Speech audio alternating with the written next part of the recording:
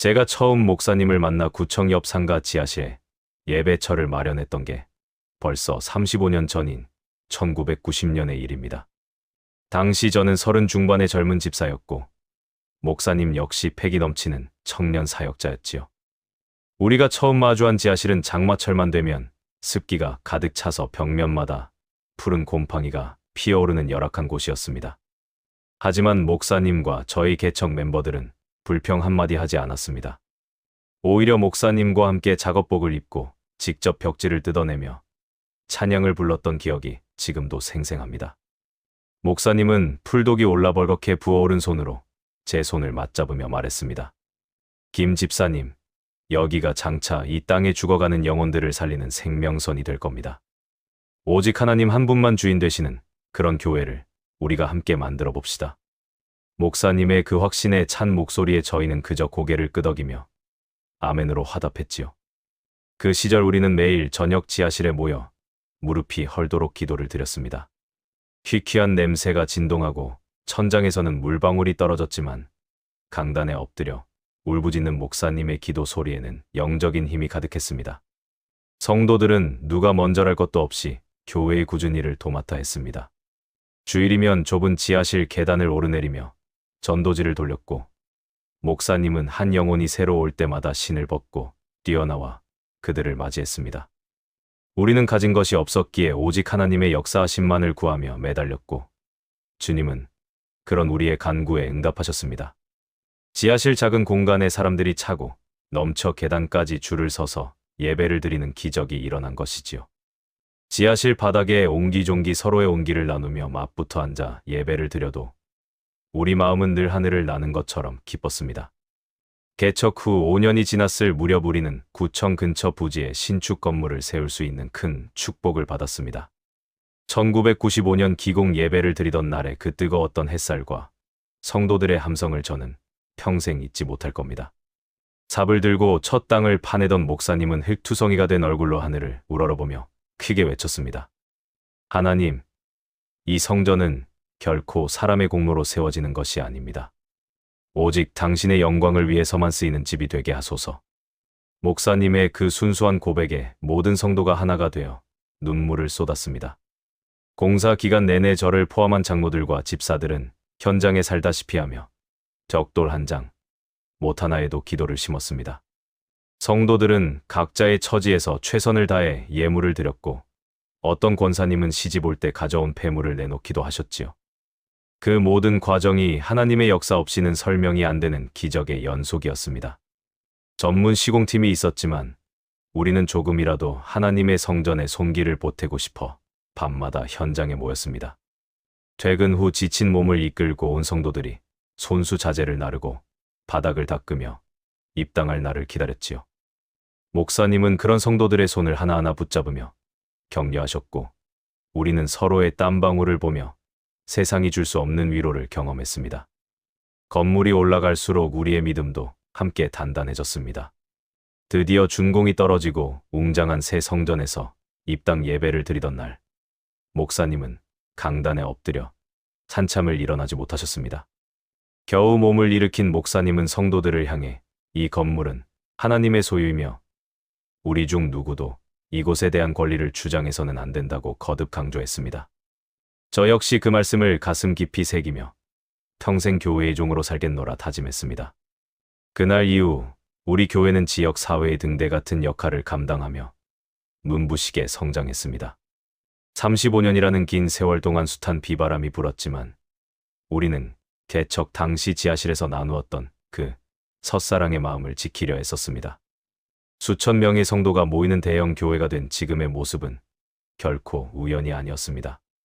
목사님의 영적 지도력과 개척 멤버들의 무조건적인 희생, 그리고 무엇보다 이 공동체를 끝까지 붙들어 주신 하나님의 강력한 은혜가 있었기에 가능한 일이었지요.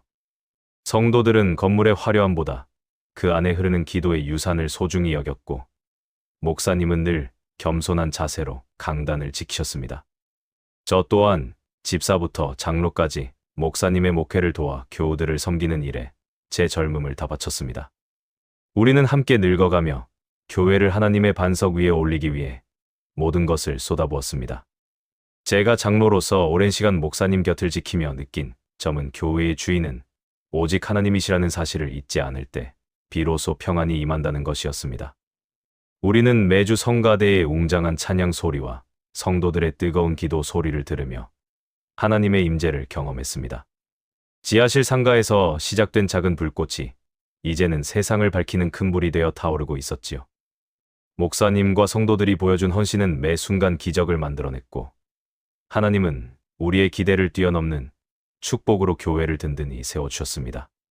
그 평온하고 거룩한 은혜의 파도가 우리 교회를 가득 채우고 있었습니다.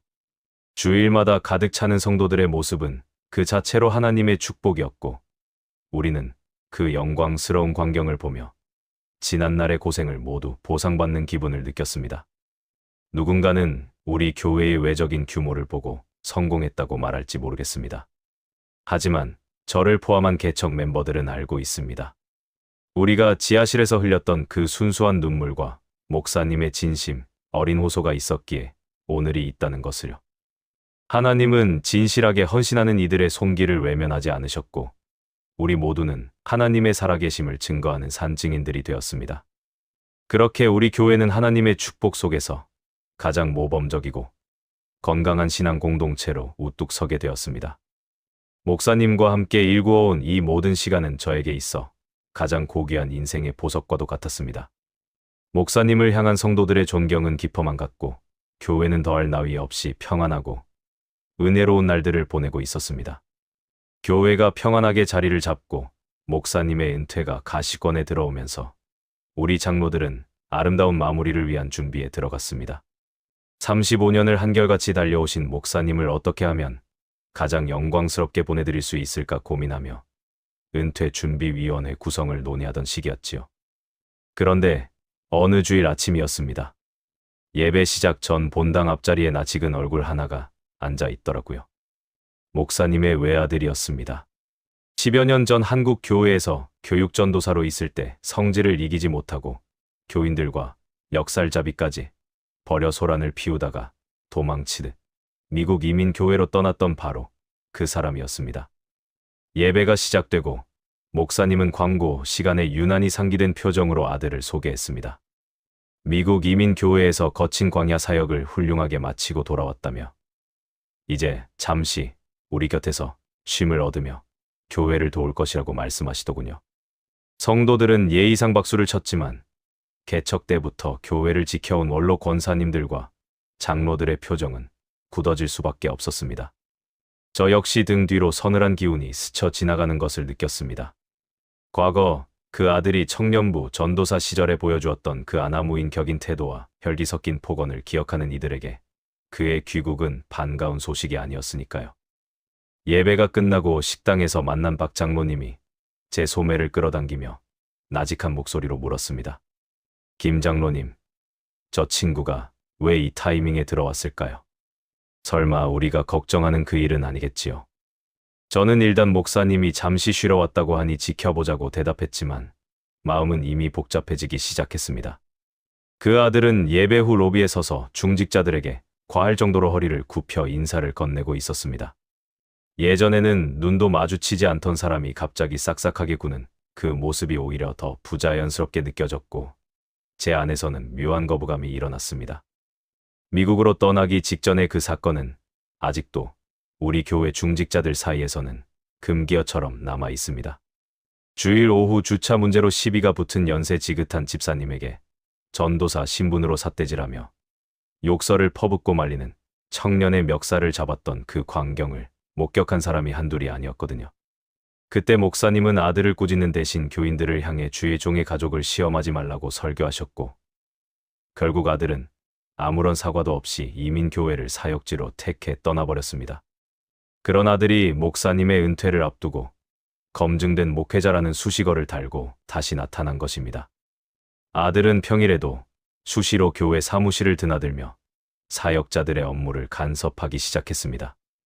목사님은 아들에게 공식적인 직함을 주지는 않았지만 사실상 아들의 결재를 거치지 않고는 중요한 보고가 목양실로 들어가지 못하는 이상한 분위기가 형성되었지요. 부목사님들은 하나둘 눈치를 보기 시작했고 장로들 사이에서도 아들의 행보에 대해 우려 섞인 목소리가 나오기 시작했습니다.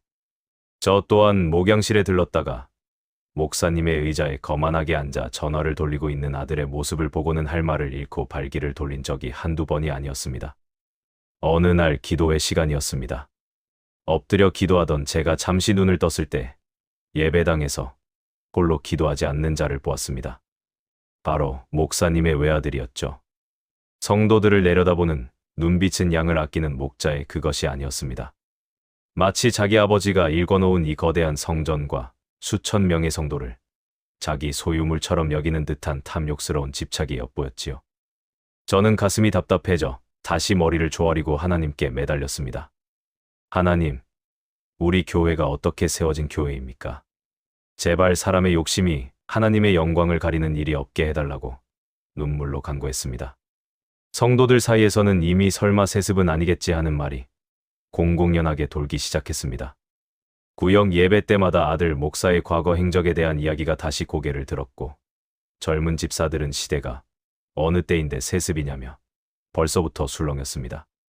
하지만 목사님은 그런 여론을 아시는지 모르는지 주일 설교 시간마다 대를 이어 사역하는 가문의 축복을 은근히 강조하기 시작하셨습니다. 아브라함의 축복이 이삭에게 이어지듯 영적인 권위도 계승되어야 한다는 목사님의 말씀은 예전처럼 은혜롭게 들리지 않았고 제 귀에는 마치 거대한 예고장처럼 들려왔습니다. 아들은 점점 더 노골적으로 자기 세력을 만들기 위해 청년부 리더들과 젊은 재직들을 따로 불러내 식사를 대접하며 환심을 사기 시작했습니다.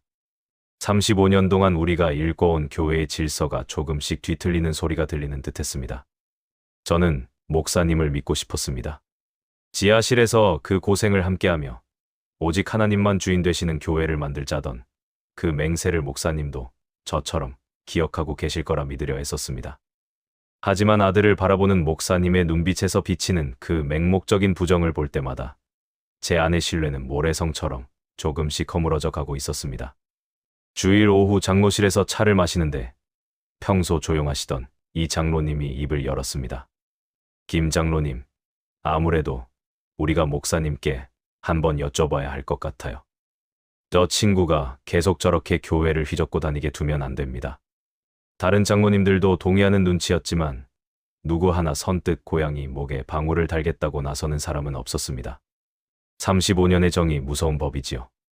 저 또한 목사님께 실망을 드릴까 두려워 입을 닫고 있었지만 마음속 깊은 곳에서는 이미 경고음이 울리고 있었습니다. 하나님의 교회가 한 개인의 가업으로 전락할지도 모른다는 공포가 제 영혼을 잠식하기 시작했지요. 평화롭기만 하던 우리 교회에는 이제 보이지 않는 긴장감이 흐르고 있었습니다. 예배는 예전처럼 화려하고 성가대의 찬양은 여전히 웅장했지만 그 안에 흐르던 순수한 은혜의 기운은 조금씩 탁해지고 있었습니다. 아들은 이제 주일 아침마다 로비의 가장 좋은 자리를 차지하고 서서 교인들의 손을 잡으며 자기 이름을 각인시키려 혈안이 되어 있었습니다. 저는 그 광경을 멀리서 지켜보며 깊은 한숨을 내쉬었습니다. 우리가 그토록 사랑했던 목사님의 마무리가 결코 이런 식이어서는 안 된다는 생각이 머릿속을 떠나지 않았고 저는 다시금 기도의 자리를 찾아 엎드릴 수밖에 없었습니다. 목사님의 아들이 우리 교회에 머무는 시간이 길어질수록 성도들의 시선은 점점 더 싸늘해져 갔습니다. 싹싹하게 인사를 건네고 다니긴 했지만 그가 과거에 보여준 거친 성정은 쉽게 잊히는 게 아니었지요. 그러던 어느 날 오후였습니다. 평소 입이 무겁기로 유명한 최 권사님이 저를 조용히 복도 끝으로 불러냈습니다. 장로님, 이 이야기를 전해야 할지 고민이 많았는데 아무래도 아셔야 할 것 같아서요. 최 권사님은 애리조나에 사는 친척 언니와 통화한 내용을 조심스럽게 꺼내놓았습니다. 목사님의 아들이 사역했다는 그곳 이민교회에서 난리가 났었다는 겁니다. 단순히 성질이 급한 정도가 아니라 교회 재정 집행 문제로 장로들과 소송 직전까지 갔다가 목사님이 급하게 손을 써서 막고 한국으로 불러들인 거라는 구체적인 폭로였습니다. 저는 그 말을 듣는 순간 머리를 한 대 맞은 기분이었습니다. 목사님은 분명히 이민교회에서 광야 사역을 훌륭하게 마치고 왔다고 광고하셨는데 그것이 모두 사실이 아니었단 말입니까? 소문은 최 권사님을 시작으로 삽시간에 교회 전체로 퍼져나갔습니다. 구역 모임마다 그 이야기가 빠지지 않았고, 심지어는 미국 교회 성도들이 올린 항의 글이 인터넷에 떠돈다는 흉흉한 소리까지 들려왔지요. 성도들의 동요는 생각보다 심각했습니다. 35년 동안 단 한 번도 도덕적 흠결이 없었던 우리 교회였기에 목사님의 아들을 둘러싼 이 추잡한 소문은 우리 모두의 자부심에 깊은 상처를 냈습니다. 결국 사태가 걷잡을 수 없이 커지자 목사님은 주일 저녁에 긴급 당회를 소집했습니다. 장로실에 모인 장로들의 표정은 그 어느 때보다 무거웠지요. 저마다 들은 소문들이 사실인지 확인하고 싶어 입술을 달싹이고 있었습니다. 목사님은 평소보다 훨씬 차분하고 인자한 표정으로 자리에 앉으셨습니다. 목사님은 먼저 깊은 한숨을 내쉬더니, 장로님들, 요즘 제 아들에 대해 떠도는 소문을 저도 잘 알고 있습니다. 하지만 그것은 주의 종의 길을 시기하는 무리들이 꾸며낸 악의적인 음해입니다. 그 아이가 그곳에서 너무나 원칙대로 사역을 하다 보니 기득권을 지키려던 몇몇 이들이 소동을 피운 것이지요라고 단호하게 말씀하셨습니다. 하지만 장로들의 의구심은 쉽게 가라앉지 않았습니다. 박 장로님이 조심스럽게 미국에서 소송 이야기까지 나오는데 그게 정말 사실이 아닙니까라고 물었지요. 목사님은 잠시 눈을 감고 기도하시는 듯하더니 다시 입을 열었습니다. 장로님, 제가 아들을 아끼는 마음에 억지로 세우려 했다면 벌써 어떤 직함이라도 줬을 겁니다. 하지만 저는 교회의 평안이 우선입니다. 나중에 은퇴 시점이 되면 정당한 청빙 절차를 밟을 것이고 성도들의 뜻을 묻는 투표를 거칠 겁니다. 그때 성도들이 반대한다면 저는 미련 없이 아들을 보낼 겁니다. 그러니 지금은 흔들리지 말고 저를 믿어 주십시오. 그 말씀은 당회실에 모인 우리 모두에게 큰 충격이자 동시에 안도감을 주었습니다.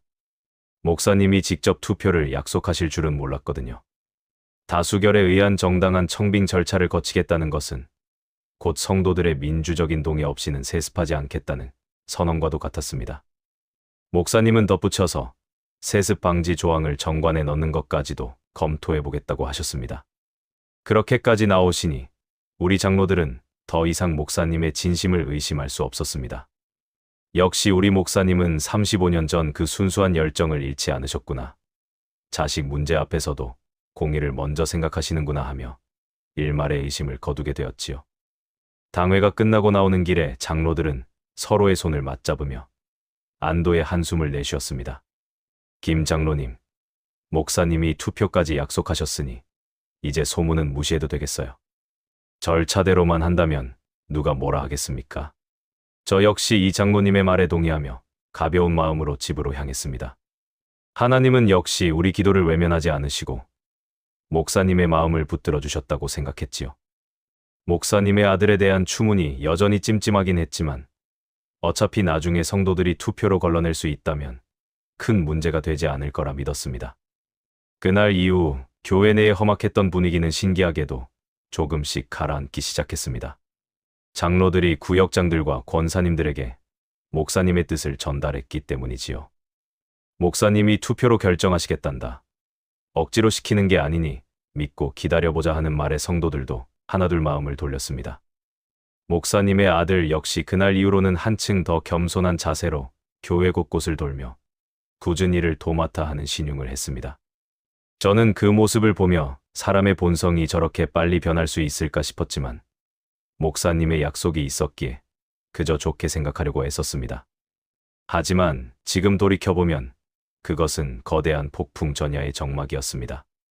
목사님은 장로들의 신뢰를 얻기 위해 민주적 절차라는 가장 신앙적인 미끼를 던진 것이었고 우리는 그 미끼를 덥석 물어버린 셈이었지요.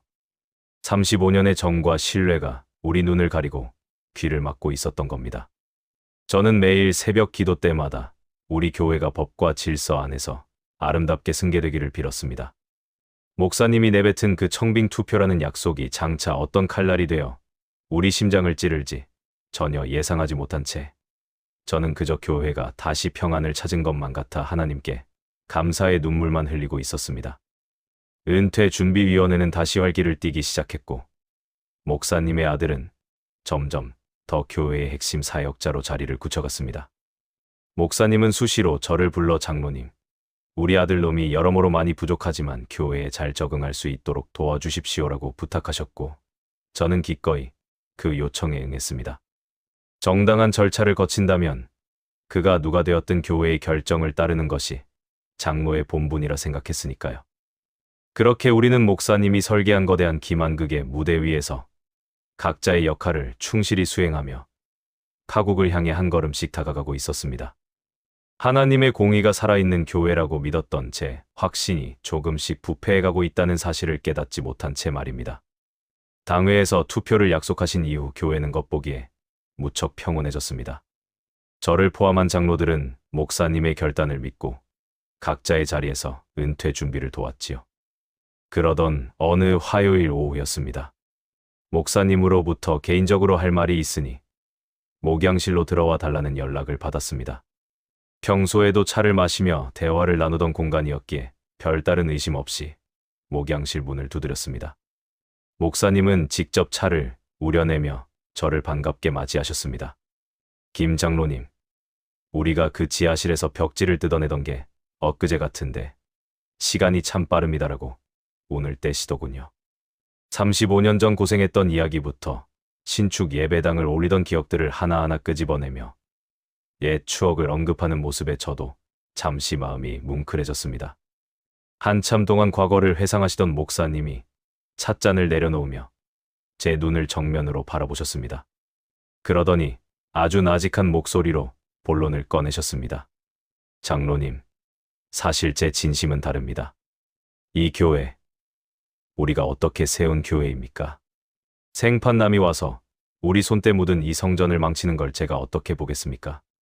그래서 말인데 김 장로님이 좀 나서 주셔야겠습니다. 투표날까지 다른 장로님들과 권사님들 마음을 미리 좀 돌려주세요. 장로님이 내 아들이 적임자라고 한마디만 해주시면 다들 따를 겁니다. 그것이 이 교회를 지키는 유일한 길입니다라고 말씀하시는 게 아니겠습니까?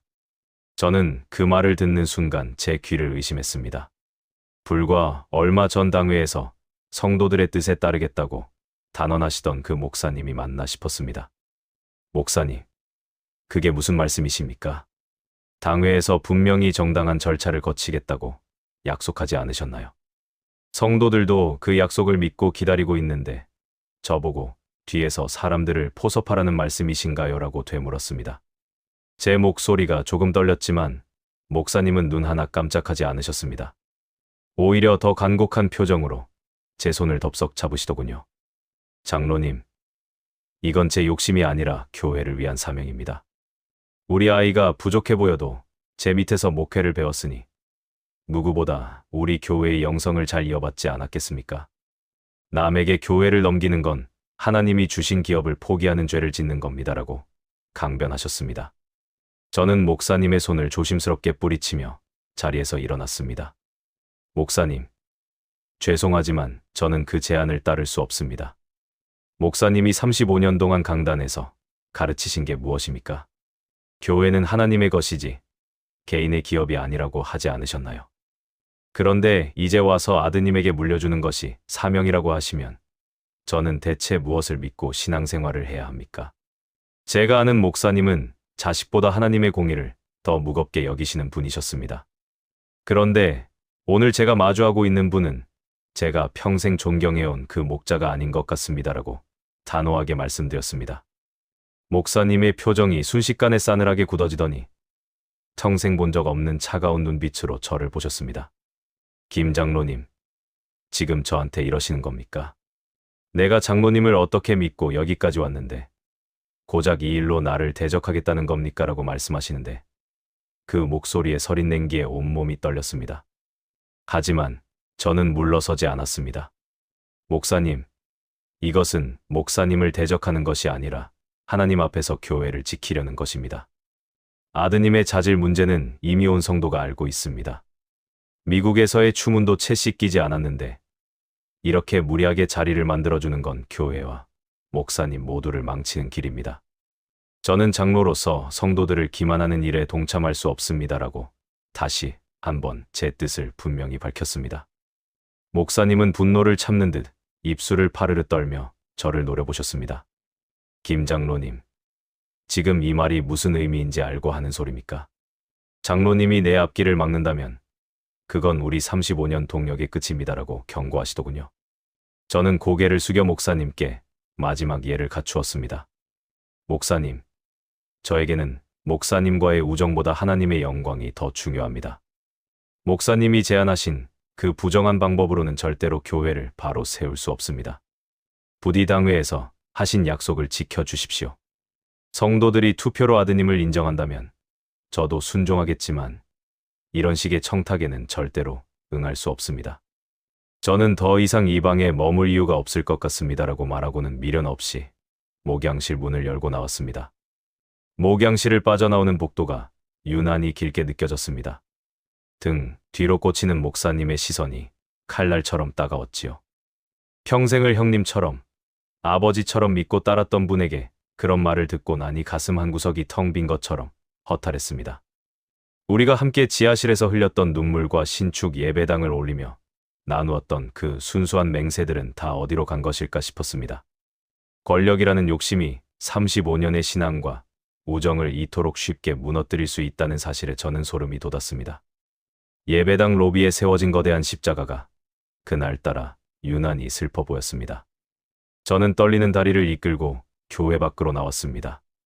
마음속에서는 당장이라도 모든 것을 내려놓고 도망치고 싶은 유혹이 일었지만 한편으로는 장로로서 교회를 지켜야 한다는 무거운 책임감이 저를 눌렀습니다. 목사님은 이제 수단과 방법을 가리지 않고 아들을 세우려 들 것이 뻔했습니다. 저를 회유하는 데 실패했으니 이제 다른 장로들과 교인들을 향해 어떤 공작을 펼칠지 짐작이 갔기에 저는 더욱 정신을 차려야 했습니다. 그날 밤 저는 무릎을 꿇고 간절히 기도했습니다. 하나님, 저에게 지혜와 용기를 주십시오. 사람의 권세가 하나님의 자리를 대신하려 할 때 제가 비겁하게 숨지 않게 하소서. 목사님의 마음이 돌이켜지기를 바라지만 만약 그렇지 않다면 제가 끝까지 진리의 편에 서게 하소서. 기도를 마친 제 마음속에는 차디찬 각오가 들어찼습니다. 정에 매몰되어 눈을 감는 것은 하나님 앞에 죄를 짓는 일이라는 확신이 들었지요. 평화로운 교회의 이면에 숨겨진 탐욕의 민낯을 확인한 이상 저는 이제 예전의 김 장로로 돌아갈 수 없었습니다. 목사님은 다음 날부터 저를 대하는 태도가 완전히 달라졌습니다.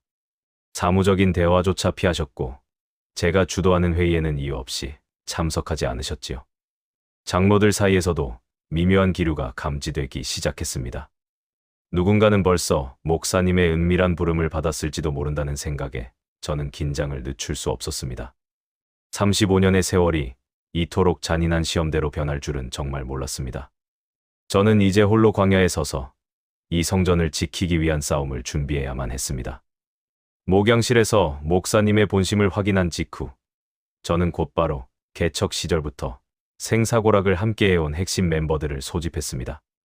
박 장로님과 이 장로님, 그리고 지하실 시절부터 부엌일을 도맡아 했던 최 권사님까지 7명의 개척 주역들이 교회 근처 작은 식당방에 모였습니다. 저는 목양실에서 있었던 목사님의 은밀한 청탁 내용을 가감없이 전했습니다. 투표는 형식일 뿐이니 미리 장로들의 마음을 돌려달라는 목사님의 말씀과 거절했을 때 보여주신 싸늘한 태도까지 전부 털어놓았지요. 제 말이 끝나자 방 안에는 무거운 정적이 흘렀습니다. 35년을 아버지처럼 믿고 따랐던 분의 입에서 그런 말이 나왔다는 사실을 다들 믿고 싶지 않은 눈치였습니다. 박 장로님이 먼저 입을 열었습니다. 김 장로님, 정말 목사님이 그렇게 말씀하셨단 말입니까? 투표로 공정하게 결정하겠다고 당회에서 공포한 지가 며칠이나 됐다고 말입니다. 최 권사님은 눈시울을 붉히며 우리가 어떻게 세운 교회인데 목사님이 정말 아드님 욕심에 우리를 기만하신 거냐며 말을 잇지 못했습니다. 우리는 긴 논의 끝에 이것은 단순한 청빙의 문제가 아니라 교회의 정체성이 걸린 문제라는 결론을 내렸습니다. 그리고 다음 날 오전 우리 7명은 목사님께 정식 면담을 요청하고 다시 목양실로 향했습니다. 이번에는 개척 멤버들의 집단적인 의사를 전달하여 목사님의 마음을 돌려보겠다는 마지막 희망을 품고 말입니다. 목양실에 들어선 우리를 보고 목사님은 이전과는 전혀 다른 표정으로 우리를 맞이했습니다. 인자한 웃음은 사라지고 미간에는 깊은 주름이 잡혀 있었지요. 자리에 앉기도 전에 목사님이 먼저 선수를 치셨습니다. 장로님들, 그리고 권사님. 지금 이렇게 때로 몰려와서 나를 압박하겠다는 겁니까? 김 장로한테 무슨 이야기를 들었는지 모르겠지만 나는 이 교회를 가장 잘 아는 사람으로서 내린 결단입니다라고 단호하게 말씀하시더군요. 저는 용기를 내어 입을 열었습니다. 목사님, 압박이 아니라 간청을 드리러 온 것입니다. 아드님을 세우기 위해 절차를 무시하고 장로들에게 청탁하시는 것은 우리가 알던 목사님의 모습이 아닙니다. 부디 초심으로 돌아가 주십시오. 그 말이 떨어지기가 무섭게 목사님은 책상을 강하게 내리치며 일어났습니다. 초심. 자네들이 지금 나한테 초심을 논하는 건가? 이 교회 누가 세웠어? 그 지하실에서 곰팡이 냄새 맡으며 여기까지 끌어온 게 누구냐 말이야. 성도들이 나보고 모인 거지. 자네들 보고 모인 거야라고 소리를 지르시더군요. 35년 동안 한 번도 보지 못한 오만하고 고압적인 태도에 우리는 모두 얼어붙고 말았습니다. 이 장로님이 떨리는 목소리로 목사님, 교회는 하나님의 것이지 목사님의 것이 아니지 않습니까? 라고 항변했지만 목사님은 코웃음을 치며 대답했습니다. 하나님이 나를 세우셨고 이 성전의 모든 벽돌 하나하나에 내 땀이 서려 있어. 내 아들이 대를 이어 이 영성을 지키겠다는데 왜 자네들이 사사건건 간섭하며 내 앞길을 막느냐는 말이야. 목사님은 이제 우리를 동역자가 아닌 배신자로 규정하기 시작했습니다. 자네들, 이제 보니 내가 은퇴할 때가 되니까 나를 몰아내고 교회를 좌지우지하고 싶은 모양인데 꿈 깨세요. 내가 이 강단을 내려가는 날까지 모든 권한은 나한테 있어. 나를 대적하는 건 곧 하나님을 대적하는 거야라고 소리치며 우리를 향해 삿대질을 하셨습니다. 35년 전 지하실에서 우리 손을 잡고 눈물로 기도하던 그 겸손한 목자는 간데없고 자신이 일궈놓은 왕국을 자식에게 물려주려는 노욕에 찬 권력자만 그 자리에 서 있었습니다. 우리는 목사님의 그 서슬퍼런 기세와 폭언 앞에 참담한 심경으로 서로를 바라볼 뿐이었습니다. 참다 못한 박 장로님이 목사님, 정당하시다면 약속하신 대로 투표를 진행하십시오. 성도들이 찬성한다면 우리도 따르겠습니다라고 말하자 목사님은 비릿한 미소를 지으며 대답했습니다. 투표, 걱정하지 마십시오. 투표는 예정대로 할 겁니다. 하지만 결과는 자네들이 생각하는 것과 다를 겁니다. 성도들의 마음은 배신자 가라지들과 달리 진실된 곳으로 향할 테니 자네들처럼 배은망덕한 이들은 이제 필요 없으니 당장 내 방에서 나가게 라고 소리치며 문을 가리켰습니다. 35년의 세월을 함께하며 교회의 주춧돌이 되었던 이들이 단지 목사님의 뜻에 반대했다는 이유만으로 배신자 취급을 받으며 쫓겨나게 된 것입니다. 우리는 쫓겨나듯 목양실 밖으로 밀려나왔습니다. 닫히는 문소리가 유난히 크게 울렸지요. 복도에 멍하니 서 있는 우리들의 모습은 처량하기 짝이 없었습니다. 최 권사님은 결국 바닥에 주저앉아 통곡을 시작했습니다. 장로님, 우리가 35년 동안 섬긴 분이 정말 저런 분이었나요? 우리가 뭘 위해 그 고생을 하며 교회를 지켰습니까? 라며 울먹였습니다. 저 역시 가슴이 찢어지는 듯한 통증을 느꼈습니다. 목사님은 우리를 동역자가 아니라 자신의 왕국을 건설하기 위한 부속품 정도로 생각했던 것일까요? 우리가 사랑했던 교회와 존경했던 목자가 한순간에 신기루처럼 사라져버린 기분이었습니다. 목양실에서 쫓겨나 교회 근처 오래된 카페에 모인 우리 7명은 한동안 아무 말도 하지 못했습니다. 방금 들었던 목사님의 폭언이 귀청을 때리고 있는 것만 같았지요. 35년 동역자를 배신자로 몰아세우며 나보고 모인 교회라고 소리치던 그 광기 어린 눈빛이 머릿속에서 떠나질 않았습니다. 박 장로님이 떨리는 손으로 찻잔을 잡으며 나직하게 입을 열었습니다. 장로님, 1992년도 그해 겨울 기억나십니까? 목사님 사택 쌀통이 바닥나서 우리 권사님들이 십시일반 쌀을 모아 검은 봉지에 담아 나르던 그날 말입니다. 그때 목사님이 쌀봉지를 안고 울면서 평생 이 은혜 잊지 않고 가난한 영혼들을 위해 살겠다고 우리 손을 잡으셨지 않습니까? 최 권사님은 그 말을 듣자마자 참았던 울음을 터뜨렸습니다. 그 일 때문에 목사님이 그 뒤로 매년 연말만 되면 사비까지 털어서 교회 앞 어려운 이웃들에게 쌀을 나누셨잖아요. 교회 살림이 아무리 어려워도 쌀 나누는 일만큼은 하나님과의 약속이라며 가장 먼저 챙기셨던 분인데 오늘 우리가 본 그분은 대체 누구입니까? 지하실에 물이 새서 허벅지까지 차올랐을 때도 우리는 행복했습니다. 목사님과 함께 밤새 양동이로 물을 퍼내며 찬송가를 불렀던 그 새벽이 생각납니다. 비록 몸은 젖고 고단했어도 목사님 입에서 나오는 말씀 한마디 한마디가 우리에겐 생명줄이었고 하나님이 우리와 함께 하신다는 확신이 있었지요. 우리는 그 척박했던 지하실 시절의 기억들을 하나하나 소환하며 전재의 목사님과 대조해 보았습니다. 이 장로님은 고개를 가로저으며 한숨을 내쉬었습니다. 그때는 교회가 어려워도 은혜로 버텼는데 이제는 교회가 이렇게 커졌는데 왜 은혜는 사라지고 사람의 욕심만 남았을까요? 목사님이 오늘 우리더러 자기를 보고 모인 거 아니냐고 하셨을 때 제 심장이 멈추는 줄 알았습니다. 우리가 언제 목사라는 사람을 보고 이 젊음을 바쳤습니까? 오직 하나님 한 분 믿고 그분이 세우신 주의 종이라 믿고 따라온 것인데 목사님은 이제 스스로를 하나님 자리에 올려두신 모양입니다. 방 안에는 허탈함과 분노가 뒤섞인 공기가 가득했습니다. 우리는 목사님의 변질이 언제부터 시작되었는지 추적해보려 했지만 결론은 늘 아들이라는 지점으로 모였습니다. 아들이 귀국하고 목사님의 눈에 노욕이 서리기 시작하면서부터 35년의 기억은 서서히 지워지고 있었던 것이지요. 저는 멤버들의 얼굴을 하나하나 살피며 말했습니다.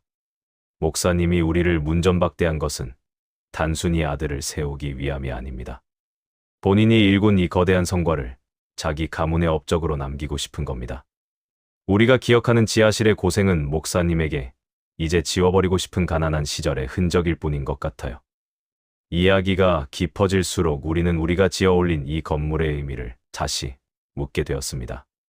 수천 명의 성도가 모이고 웅장한 파이프, 오르간 소리가 울려 퍼지는 이 성전이 정말 하나님이 기뻐하시는 제단인지 아니면 목사님의 노욕을 투영한 바벨탑인지에 대한 처절한 의구심이 들었지요.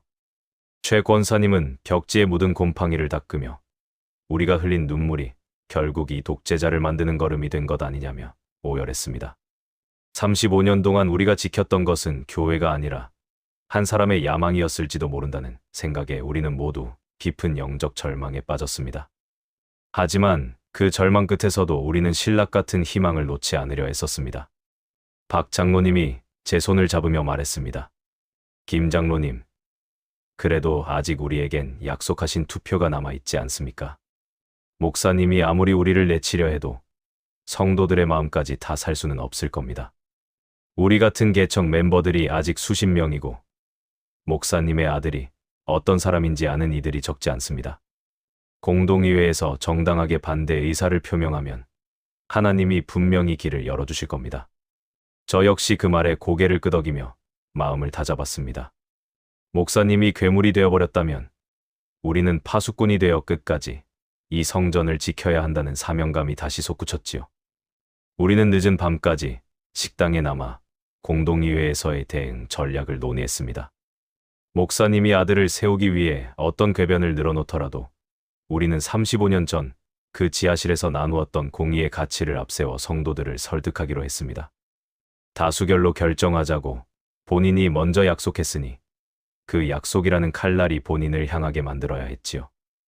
우리가 믿는 것은 목사라는 개인이 아니라 하나님의 살아있는 공이라는 사실을 다시 한번 확인하며 우리는 서로의 어깨를 토닥였습니다.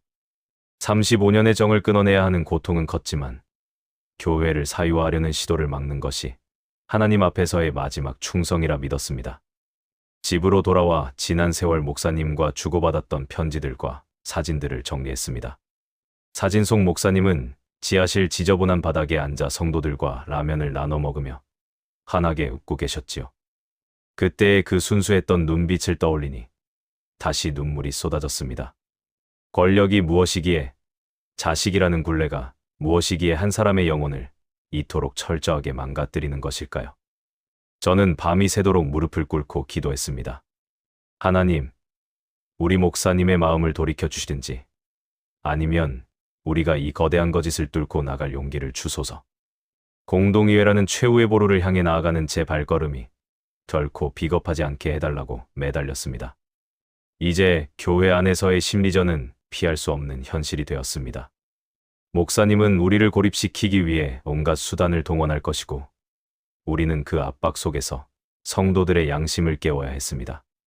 35년의 역사가 송두리째 흔들리는 이익이 앞에서 저는 비로소 제가 진짜로 사랑해야 할 분이 누구였는지를 깨닫고 있었습니다. 사람이 아닌 하나님만 남는 신앙, 그 아픈 진리를 온몸으로 겪어내며 저는 운명의 공동의회를 준비하고 있었습니다. 운명의 날이 밝았습니다.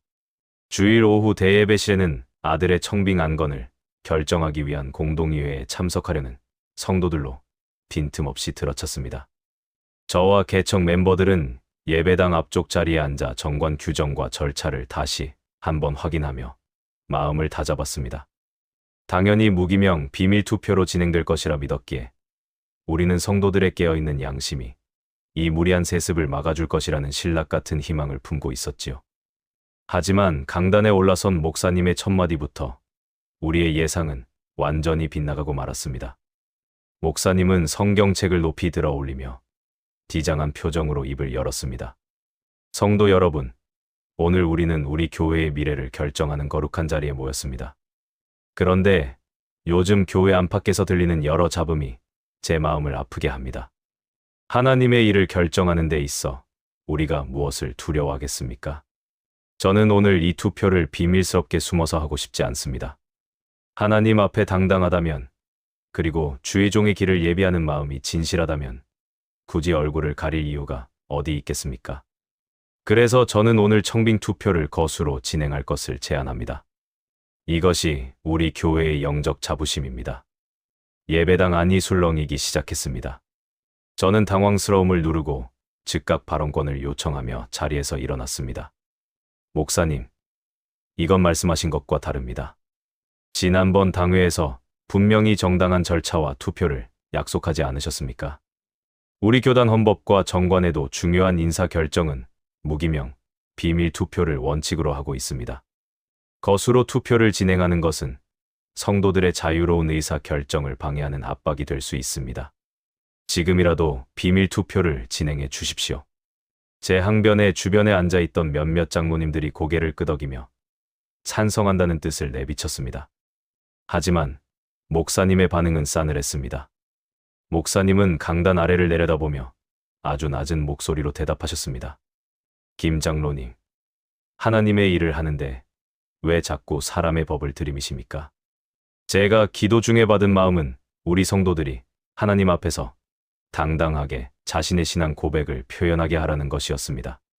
장로님은 지금 우리 성도들이 목사의 눈치를 보느라 자기 소신도 못 밝히는 비겁한 사람들이라고 생각하시는 겁니까? 목사님의 이 교묘한 말장난에 예배당 안의 공기는 순식간에 차갑게 식어버렸습니다. 제가 다시 입을 때려 하자 목사님은 말을 가로채며 덧붙였습니다. 만약 거수 투표가 불편하시다면 장로님은 오늘 투표권을 포기하셔도 좋습니다. 자, 더 이상의 논란은 사치입니다. 바로 진행하겠습니다. 목사님은 곧바로 찬성하는 분들부터 손을 들어달라고 요청했습니다. 목사님의 서슬퍼런 눈빛이 성도석 구석구석을 훑고 지나갔지요. 목사님과 눈이 마주친 성도들은 움찔거리며 하나둘 손을 올리기 시작했습니다. 처음에는 주저하던 이들도 주변 사람들이 손을 들자 도둑 맞은 듯 황급히 팔을 올렸습니다. 아들의 청딩에 찬성하느냐는 질문이 아니라 목사님에 대한 충성심을 테스트하는 시험대와 같았습니다. 찬성 인원이 압도적으로 집계되는 것을 보며 목사님은 만족스러운 듯 고개를 끄덕였습니다. 그리고는 이내 가장 잔인한 명령을 내렸습니다. 자, 이제 반대하는 분들은 손을 들어보십시오. 하나님 앞에 숨김없이 자기 의사를 밝히시기 바랍니다. 예배당 안에는 숨막히는 침묵이 흘렀습니다. 목사님은 강단 위에서 반대하는 자가 누구인지 확인하려는 듯 눈을 부릅뜨고 성도석을 노려보았습니다. 성도들은 고개를 숙이거나 목사님의 시선을 피하며 굳어버렸지요. 그 공포 섞인 분위기 속에서 손을 든다는 것은 곧 목사님께 등을 돌리는 배신자로 낙인 찍히겠다는 선언과 같았습니다. 저와 개척 멤버들 7명은 서로의 손을 꼭 잡고 일제히 손을 지켜들었습니다. 하지만 수천 명의 성도들 사이에서 우리가 든 손은 너무나 초라하고 외로웠습니다. 주변을 둘러보니 평소 저와 뜻을 같이 하던 집사님들도 목사님의 시선이 두려운지 차마 손을 들지 못한 채 부르르 떨고 있었습니다. 목사님은 비릿한 미소를 띠며 저희 7명을 가리켰습니다. 보십시오. 우리 교회에 아직도 이렇게 가라지 같은 마음을 품은 분들이 남아 있습니다.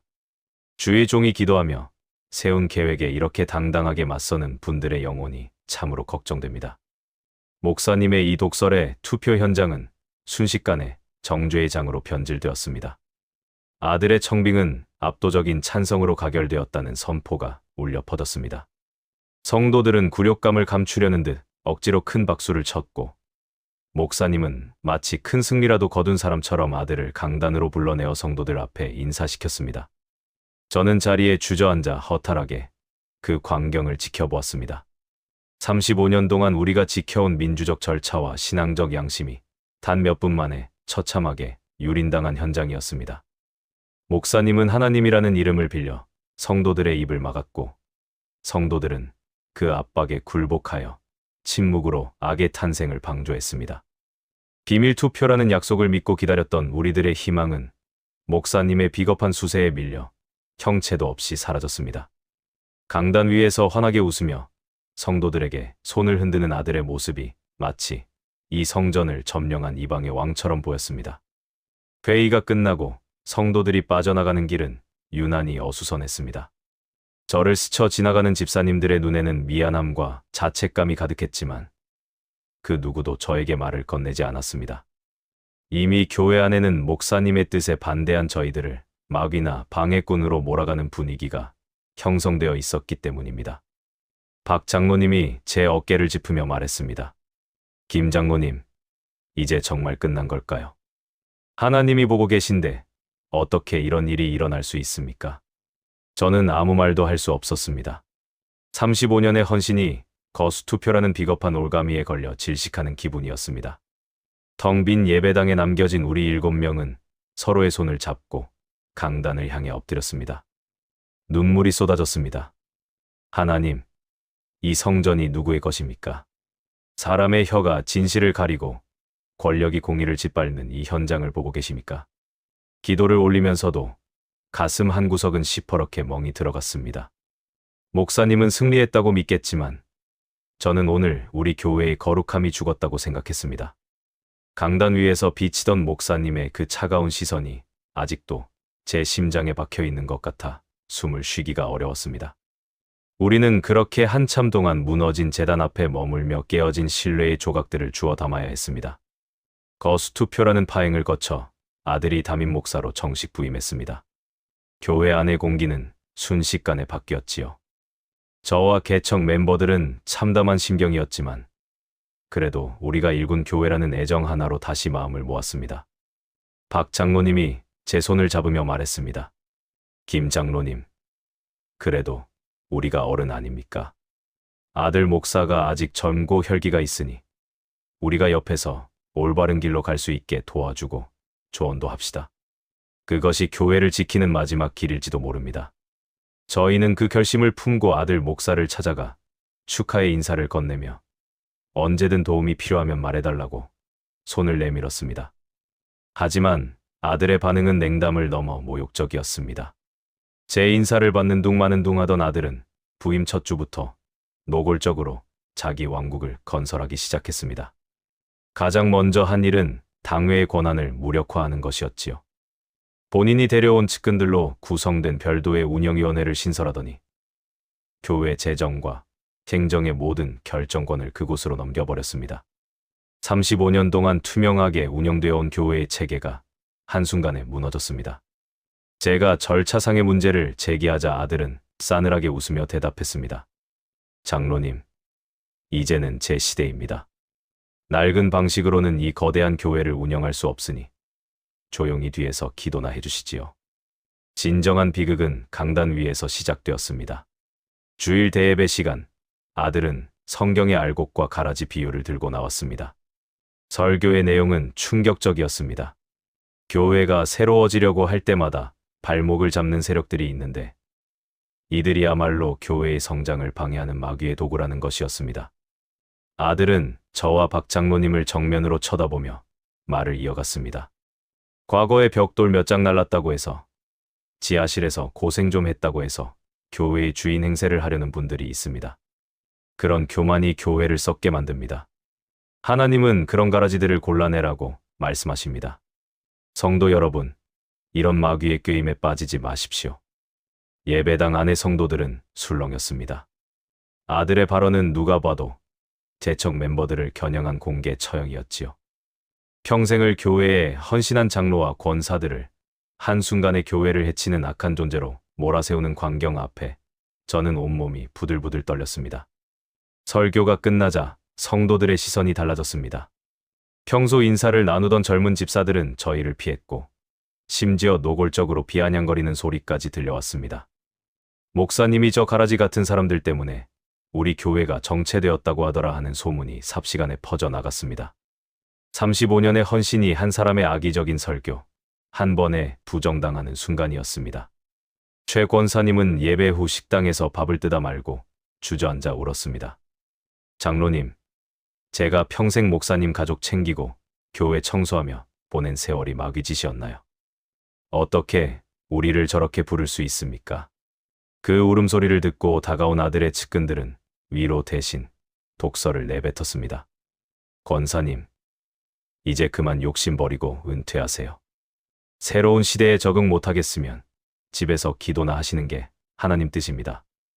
이들은 이미 목사 부자의 선동에 넘어가 저희를 걸림돌로만 여기고 있었습니다. 아들은 이제 교회의 모든 사역 보직에서 저희의 이름을 지워버렸습니다. 교회는 이제 거대한 군대처럼 변했습니다. 아들의 말 한마디에 일사불란하게 움직이지 않으면 배신자로 낙인 찍혔고 원로 교인들의 조언은 꼰대의 잔소리로 치부되었습니다. 아들은 설교 때마다 원로들의 고집이 하나님의 역사를 막고 있다는 메시지를 반복하며 성도들의 생각을 마비시켰습니다. 35년 전 그 순수했던 지하실의 영성은 사라지고 오직 담임 목사 개인에 대한 맹목적인 충성만이 교회의 미덕이 되었습니다. 우리가 올바른 길로 이끌어보자며 내밀었던 손은 허공에서 민망하게 짓밟혔습니다. 어느 날 오후 목양실 앞에서 새 목사님을 우연히 마주쳤습니다. 그분은 제 어깨를 치며 지나가더니 나직하게 말했습니다. 장로님, 이제 그만하시죠.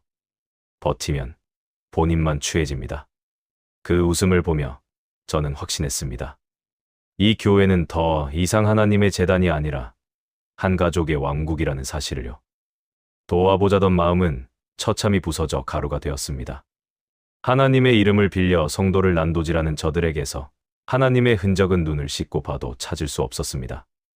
모두의 얼굴에는 깊은 절망과 지친 기색이 역력했습니다. 박 장로님이 갈라진 목소리로 물었습니다. 김 장로님, 이제 우리는 어떻게 해야 합니까? 마귀 소리를 들으면서까지 여기 있어야 할까요? 저는 대답 대신 눈을 감았습니다. 35년의 헌신이 담긴 건물을 떠난다는 것은 제 목숨을 끊는 것과 다름없었지만 더 이상 이곳에서 거짓된 예배를 드리는 것은 하나님에 대한 모독이라는 생각이 들었습니다.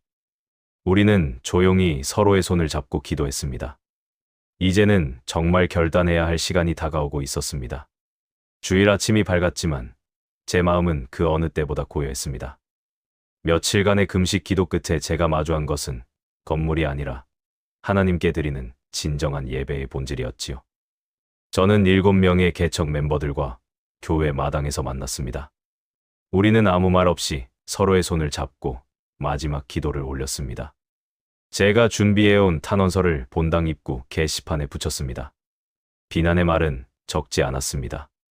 오직 하나님이 주인 되셔야 할 성전이 사람의 욕심으로 채워지는 것을 더는 묵과할 수 없어 이 건물을 떠난다는 고백을 담았지요. 35년의 세월이 담긴 문 앞에서 우리는 마지막으로 이름을 남겼습니다.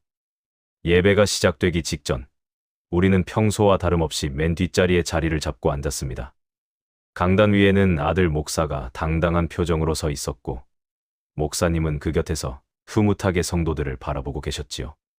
찬송가 소리가 울려 퍼지기 시작했을 때 저는 박 장로님과 눈빛을 교환했습니다. 그리고 약속이라도 한 듯 우리 7명은 일제히 자리에서 일어났습니다. 성경책을 품에 안고 본당 문을 향해 천천히 걸음을 옮겼습니다. 뒤를 돌아보지 않았습니다. 35년 전 지하실에서 흘렸던 눈물과 신축 건물을 올리며 바쳤던 땀방울이 주마등처럼 스쳐 지나갔지만 지금 이 순간 하나님이 이곳에 계시지 않는다는 확신이 제 발걸음을 가볍게 했습니다. 우리가 문을 열고 나가려 할 때 예배당 안에서 누군가 일어서는 소리가 들렸습니다. 젊은 집사 한 분이 가방을 챙기며 우리 뒤를 따르기 시작했지요. 장로님들, 저희도 같이 가겠습니다. 이분들이 떠나는데 우리가 여기서 무슨 예배를 드립니까? 하는 목소리가 들렸습니다. 그 한마디가 기폭제가 되었습니다. 여기저기서 성도들이 자리에서 일어나기 시작했습니다. 사실 저희도 저번 투표 때 손들기 싫었습니다. 우리 교회가 언제부터 목사님 가족 기업이었습니까? 하며 울분을 터뜨리는 권사님도 계셨지요. 침묵하며 눈치만 보던 성도들의 양심이 7명의 뒷모습을 보며 깨어나기 시작한 것입니다. 강단 위에 있던 아들, 목사의 얼굴이 붉게 달아올랐습니다. 그는 마이크를 잡고 고함을 치기 시작했습니다. 지금 뭐 하는 짓입니까? 예배를 방해하는 자들은 당장 멈추십시오. 저들은 교회를 버리는 배신자들입니다. 앞을 막으세요. 하지만 그 고함은 성도들의 발걸음을 막지 못했습니다. 오히려 목사님의 녹이 어린 목소리가 들릴수록 더 많은 사람이 자리를 박차고 일어났습니다. 하나님이 주인이라던 성전에서 사람의 명령이 떨어지는 현장을 목격한 성도들은 더 이상 망설이지 않았습니다. 수십 명, 아니 100여 명이 넘는 이들이 우리 7명의 뒤를 따라 본당 밖으로 쏟아져 나왔습니다. 교회 마당에 모인 성도들의 얼굴에는 슬픔과 평안이 교차하고 있었습니다. 35년의 역사가 담긴 건물을 등지고 선 우리는 서로를 바라보며 깊은 숨을 내쉬었습니다. 박 장로님이 제 손을 잡으며 말했습니다. 김 장로님, 이제야 살 것 같습니다. 저 건물 안에 갇혀있던 하나님을 우리가 밖으로 모시고 나온 기분입니다. 뒤따라 나온 성도들도 하나둘 거들었습니다. 장로님, 저희도 답답해서 견딜 수가 없었습니다. 건물이 교회가 아니라 우리가 교회라는 사실을 이제야 알 것 같아요. 우리는 그 길가에 서서 누가 먼저랄 것도 없이 찬송을 부르기 시작했습니다. 반주기도, 화려한 조명도 없었지만 그 어느 때보다 하나님의 임재하심이 강하게 느껴지는 순간이었습니다. 목사님의 눈빛에는 분노와 당혹감이 서려 있었지요. 하지만 우리는 더 이상 그 시선에 굴복하지 않았습니다. 사람의 권위가 하나님의 자리를 대신할 때 성도는 마땅히 그곳을 떠나야 한다는 사실을 행동으로 보여준 것입니다. 아들 목사는 여전히 본당 안에서 남은 사람들을 향해 우리를 저주하는 설교를 퍼붓고 있었지만 그 소리는 우리에게 닿지 않았습니다. 이미 우리 마음속에는 세상이 줄 수 없는 평안이 임하고 있었으니까요. 35년의 헌신이 담긴 건물을 포기한 대신 우리는 잃어버렸던 신앙의 본질을 되찾았습니다. 주차장을 빠져나가는 차들의 행렬이 이어졌습니다. 누구 하나 목적지를 정하지 않았지만 우리 모두는 같은 곳을 향하고 있다는 것을 알고 있었습니다. 하나님이 진정으로 기뻐하시는 예배, 사람의 욕심이 섞이지 않은 순수한 찬양이 있는 곳 말입니다. 저는 운전대를 잡은 손을 내려다보았습니다. 벽돌을 나르고 곰팡이를 닦던 그 거친 손이 이제는 자유를 만끽하고 있었습니다. 건물이라는 우상을 깨뜨리고 나오는 과정은 고통스러웠지만 그 끝에서 만난 하나님의 은혜는 감당할 수 없을 만큼 컸습니다. 길가에 차를 세우고 뒤를 돌아보니 웅장한 교회 건물이 멀리 보였습니다. 수천 명을 수용할 수 있는 거대한 성전이었지만 그 안에서 신음하던 진리가 이제는 밖으로 나와 우리와 함께 숨쉬고 있었습니다. 성도들은 서로의 전화를 확인하며 다음 모임 장소를 논의했습니다. 건물이 없어도 우리는 여전히 교회였습니다.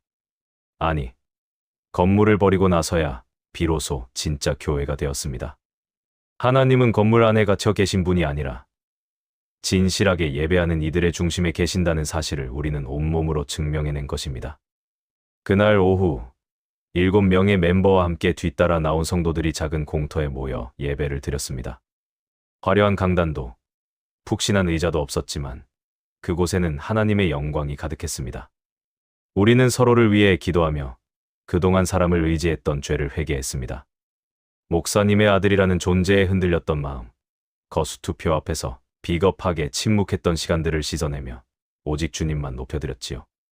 35년의 세월이 부정당한 것이 아니라 오히려 그 세월을 통해 하나님께서 우리를 연단하셨음을 깨달았습니다.